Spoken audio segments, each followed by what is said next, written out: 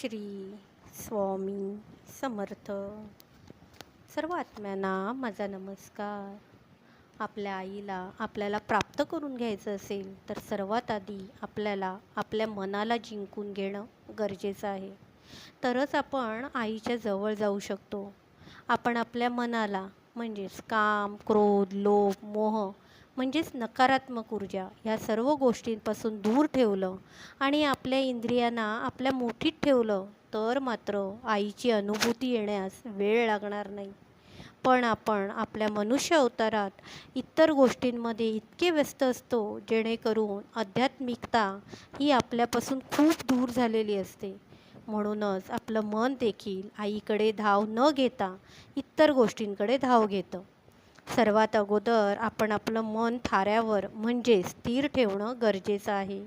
त्यासाठी थोडाफार आध्यात्मिक अभ्यास करणं खूप गरजेचं आहे. आपण सुरुवात केली की आई आपल्याला साथ देतेच. आपलं मन स्थिर करायला आपण शिकलो की आई आपल्याला आपल्या आयुष्याचा मार्ग दाखवण्यास सुरुवात करते.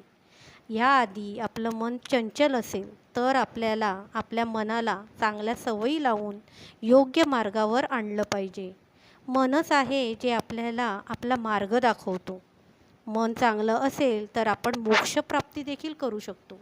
पण जर मनच चांगलं नसेल तर मात्र आपल्या आयुष्याची राखरांगोळी होते. म्हणूनच आपल्या मनाला जर का आपण ताब्यात ठेवलं तर पुढच्या गोष्टी आपसुकच चांगल्या घडून येतील. त्यासाठी आपण आपली कर्म आणि संगत चांगली करावी जेणेकरून ह्याचा प्रभाव आपल्या मनावर पडतो आणि आपण सकारात्मक राहण्यास सुरुवात करतो.